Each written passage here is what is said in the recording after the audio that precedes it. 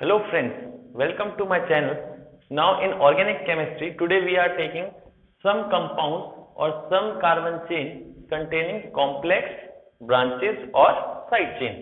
यानी जिन compounds में side chain जो हमारे पास है वो complex form में है, उस केस को हम लेंगे। जैसे फर्स्ट नंबर पे मैंने लिया है एक कंपाउंड। अब इसमें नेमिंग कैसे करनी है इसे ध्यान से देखना है। अब हम लेफ्ट से अगर करते हैं तो 1 2 3 4 5 6 7 कार्बन लॉन्गेस्ट चेन है हमारे पास।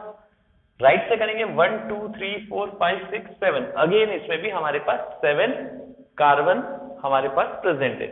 नाउ फोर्थ पोजीशन आप राइट से लें या लेफ्ट से, फोर्थ पोजीशन पे कॉम्प्लेक्स हमारे पास साइड ब्रांच है।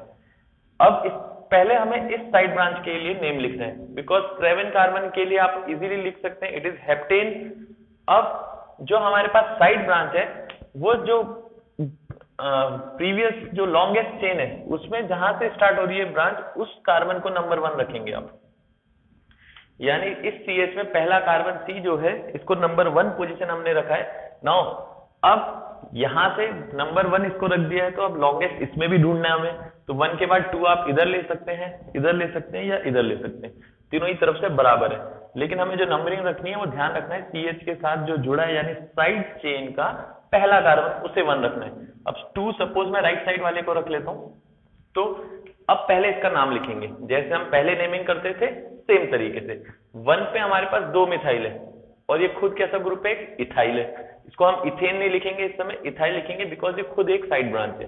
तो पहली जो मेन चेन है उसकी साइड ब्रांच की वजह से ये इथाइल है। उस इथाइल में भी 1 पोजीशन पे 2 मिथाइल है, तो हम इसका नाम क्या लिखेंगे 1,1। 2 मिथाइल के लिए 1,1। फिर हम लिखते हैं डाई मिथाइल। अब हमें क्या लिखना होता है, डाई मिथाइल। और फिर हम लिखेंगे 1 2 के लिए इथाइल। अब इस केस में हमें यह भी ध्यान रखना है जब ऐसी साइड ब्रांच आए जो कॉम्प्लेक्स फॉर्म में हो, तो अभी तक जो हम अल्फाबेटिकल ऑर्डर लेते थे तो हम उसमें E पहले लिखते थे, M को बाद में लिखते थे। डाइमिथाइल में हम D को कंसीडर ही नहीं करते थे। सो E पहले आ जाता था और मिथाइल बाद में आता था जब हम दो नेम को आगे रखते थे। अब इस केस में D को कंसीडर करना है, यानी हम ये कहेंगे D E से पहले आता है, तो ऐसे केस में डाइमिथाइल का D हम कंसीडर करेंगे। तो अल्फाबेटिकल ऑर्डर ध्यान रखना है, D पहले आता है, E बाद में आता है। सो इसका जो नाम आया 1 पे 2 मिथाइल है, 1,1 डाइमिथाइल, और ये खुद क्या एक इथाइल ग्रुप है। अब इसका आगे क्या हो गया, हेप्टेन। तो हमें क्या ध्यान रखना है, आगे हम हेप्टेन लिखेंगे।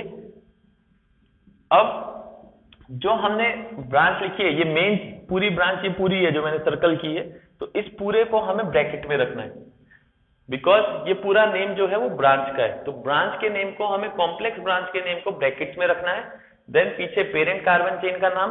अब हम जब भी ब्रांच लिखते थे तो विद पोजीशन लिखते थे, तो हमें ध्यान रखना था कि पोजीशन क्या है इस कॉम्प्लेक्स ब्रांच की, it is in 4th carbon, so we can write 4 dash. तो 4 डैश पोजीशन लिखने के बाद साइड चेन या हम कॉम्प्लेक्स ब्रांच का नाम लिखेंगे ब्रैकेट में, देन पेरेंट चेन का। सेम तरीके से हम नेक्स्ट क्वेश्चन कर सकते हैं, इसे आप ध्यान से देखिए फिर से। लॉन्गेस्ट चेन 6 कार्बन की हमें नजर आ रही है। लेफ्ट से हम नंबरिंग करेंगे बिकॉज थर्ड पर 2 कॉम्प्लेक्स ब्रांच है। राइट से अगर करते हैं तो 4 पोजीशन है, लेफ्ट से करने पर 3rd पोजीशन है। सो नंबरिंग को प्रेफरेंस लेफ्ट साइड से दी जाएगी। अब 3rd पर पहले एक ग्रुप को आप ध्यान से देखिए, यही ग्रुप हमने अभी पहले वाले क्वेश्चन में लिया है। सेम वही चीज नीचे भी है, यानी 3 पोजीशन पे दोनों कॉम्प्लेक्स ब्रांच एक जैसी है। तो दोनों कॉम्प्लेक्स ब्रांच एक जैसी होने के कारण यहाँ पे जो एक का नाम होगा वही दूसरे का होगा, और दोनों की पोजीशन 3 और 3 रहेगी। अब हमें ध्यान रखना है इसका नाम कैसे लिखना है, सेम तरीके से 1 2। उधर भी हम लिख सकते थे 1 2। 1 पे 2 मिथाइल अभी भी है, इथाइल भी है। इस केस में भी 1 पे 2 मिथाइल और इथाइल, यानी जो कॉम्प्लेक्स नाम एक का है, कॉम्प्लेक्स चेन का जो नाम है वही दूसरे कॉम्प्लेक्स चेन या ब्रांच का भी नाम है। सो हमारे पास इसका नाम था 1,1। फिर हमारे पास था डाई मिथाइल, देन हमारे पास था इथाइल। अब हमें ध्यान रखना है ऐसे केस में यही सेम ब्रांच 2 बार है, तो कॉम्प्लेक्स ब्रांच जब 2 बार आती है तो हम उनकी दोनों की पोजीशन लिखते हैं और फिर हम दोनों ब्रांच के लिए क्या लिखते थे 3,3 और डाई करके तब आगे नाम लिखते थे। लेकिन जब ऑलरेडी नेम में डाई ट्राई आ चुका हो, यानी कॉम्प्लेक्स के नेम में ही डाई आ चुका हो, तो हम आगे डाई नहीं लिखेंगे। उसके लिए हम यूज करेंगे बिस 2 के लिए, 3 के लिए ट्रिस, 4 के लिए टेट्रा किस और 5 के लिए पेंटा किस।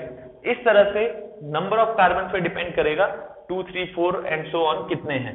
तो वही केस हमें यहाँ ध्यान रखना है, यहाँ पे 2 एक जैसे हैं, यानी दोनों जो कॉम्प्लेक्स ब्रांचेस है वो एक जैसी है और दोनों 3 पोजीशन पे, तो 3,3 अब डाई ना लिखते हुए, क्योंकि ये ब्रांच का नाम तो हमने लिख दिया है, ये 2 बार है, तो इसके लिए हम क्या लिखेंगे बिस। तो 3,3 मीन्स दोनों 3 पोजीशन की कॉम्प्लेक्स ब्रांच हो गई। तो मेन जो कॉम्प्लेक्स ब्रांच है उनकी पोजीशन लिखी, बिस इसलिए लिखा है 2 बार है। देन ब्रैकेट में एक जो हमारे पास कॉम्प्लेक्स है उसका नाम, जैसे हमारे पास 2 बार क्लोरो होता है तो लिखते तो हम उसे क्लोरो ही है, लेकिन अगर 2 बार होता है तो डाइक्लोरो लगा देते हैं। तो यही, यानी साइड ब्रांच का नाम जो क्लोरो था वही रहता है। तो साइड ब्रांच का नाम तो दोनों केस में सेम यही रहेगा जो ब्रैकेट में लिखा है। देन उसके आगे 3,3 बिस, हमने दोनों की पोजीशन, और बिस मीन्स 2 बार है। अगर यही चीज तीसरी बार होता, 4th पोजीशन में भी होता, तो हम यहाँ पे ,4 करते हुए ट्रिस कर देते। देन आगे 6 के लिए हम लिख सकते हैं हेक्सेन। आई होप आपको ये कुछ समझ आया होगा। नेक्स्ट में हम बढ़ रहे हैं, इस केस में हम लेफ्ट से नंबरिंग कर रहे हैं 1, 2, 3, 4, 5, 6, 7, क्योंकि नियरेस्ट पोजीशन लेफ्ट से हमारे पास कोई भी ब्रांच की यहाँ पे हमें देखने को मिल रही है। राइट से करेंगे तो 4th नंबर आएगा, लेफ्ट से करने पर 3। तो 3 और 4 पोजीशन हमारे पास नियरर है एज कंपेयर टू 4 एंड 5। सो अब इसके लिए सेम नेम वही मैंने रखा है ग्रुप, ताकि कंफ्यूजन ना रहे। तो नंबर 1 कार्बन और नंबर 2 कार्बन। अब इसका नाम क्या था हमारे पास, ध्यान रखना था हमें इसका नाम 1,1 डाइमिथाइल इथाइल। तो हमारे पास इसका नेम यानी डी से स्टार्ट हो रहा है, हम ऐसा मानेंगे, और ये हमारे पास इथाइल ही है। तो पहले इसका नाम आएगा, बिकॉज इसमें डाइमिथाइल से स्टार्ट हुआ था, हमें याद रखना है अल्फाबेटिकल ऑर्डर, और इसका नेम हम इथाइल ही लिखेंगे। तो डी और ई में डी पहले आता है, तो पहले इसी को हम लिखेंगे 1,1, देन हमारे पास डाइमिथाइल, देन इथाइल। ये तो हमारी एक कॉम्प्लेक्स ब्रांच का नेम हुआ। अब इसकी पोजीशन हमारे पास 3 पोजीशन है, एंड देन 4th पोजीशन हमने लिखा, देन उसके आगे हमने लिखा इथाइल। बिकॉज यहाँ पे एक जैसे ब्रांच नहीं है, पिछले केस में तो दोनों एक जैसे थे, अब यहाँ पे 2 ब्रांचेस अलग अलग है।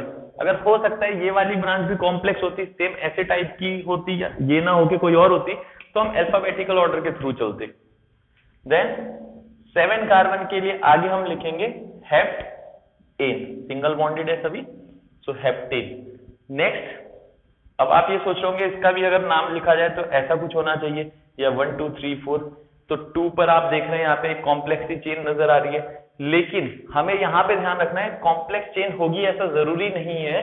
अगर हम लॉन्गेस्ट चेन देखें और उसमें बहुत कम ब्रांचेस आ रही हो, तो हम उस चेन को इंक्लूड करेंगे नंबरिंग में। सो इस केस में हमारे पास नंबरिंग थोड़ी सी चेंज होगी। हमें देखना है ध्यान से चेन को, एक एंड से दूसरे एंड में 1, 2, 3, 4, 5, 1, 2, 3, 4, 5, यानी 5 कार्बन। यहाँ से 1, 2, 3, 4 था, या 1, 2, 3, 4, 5। तो लॉन्गेस्ट हमें देखनी है वो कितने कार्बन की है, 5। सो अब उसके बाद हम देखेंगे ब्रांच कहां से नियरर है। अगर मैं यहां से स्टार्ट करता हूं 1, 2 पर मिथाइल, 3 पर मिथाइल, यहां से स्टार्ट करूंगा तो 3 और 4 पर आएगा। तो नियरेस्ट पोजीशन नीचे से बन रही है, तो यहां से स्टार्ट करेंगे।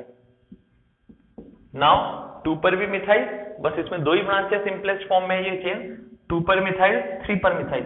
तो 2,3 डाई मिथाइल, देन 5 कार्बन के लिए पेंटेन।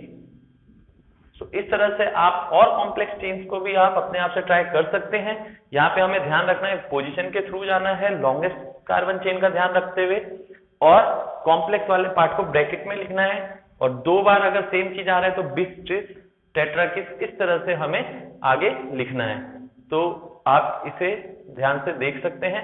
नाउ इसके बाद हम नेक्स्ट चलेंगे ऑर्डर ऑफ प्रेफरेंस की तरफ। सो नेक्स्ट टॉपिक हमारे पास है ऑर्डर ऑफ प्रेफरेंस।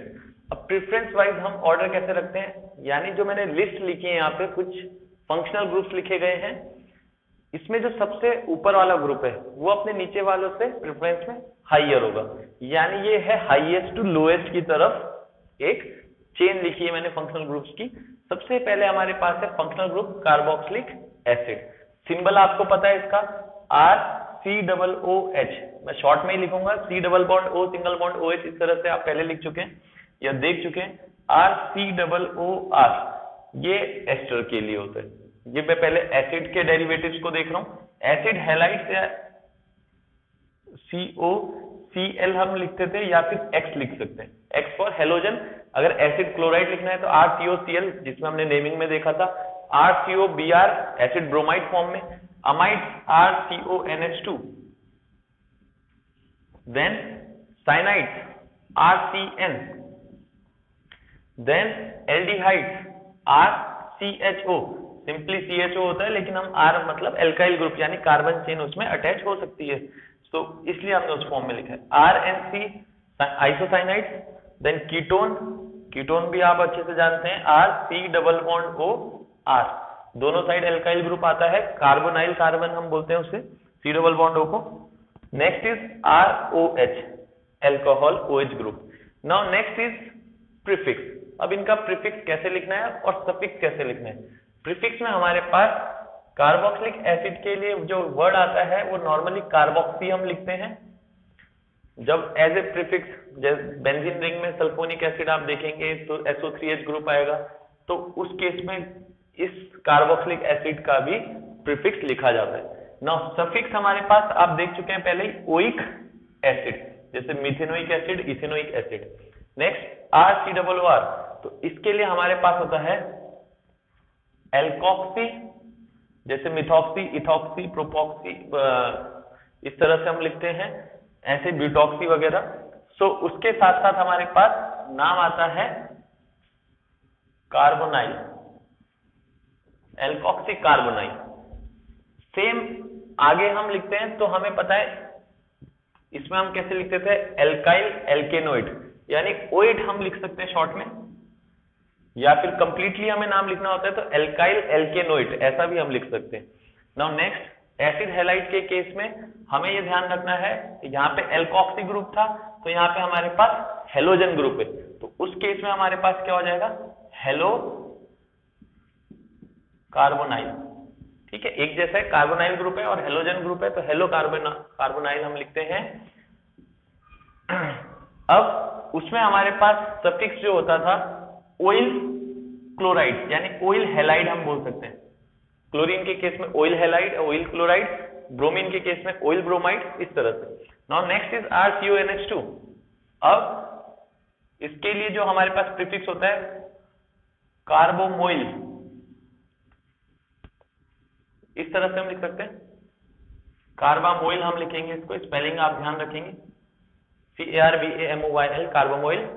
एंड पीछे जब हम लिखते हैं इसको, जब ये सबसे ज्यादा प्रेफरेंस में होता है तो तब हम उसको लिखते हैं अमाइड, यानी इसका मतलब ये है अगर एसिड भी प्रेजेंट हो और अमाइड भी प्रेजेंट हो तो कार्बामोइल फॉर्म में इसका प्रीफिक्स लिखा जाएगा और उसका हमारे पास सफिक्स लिखा जाएगा। तो ये चीज आपको रिलेट करना है।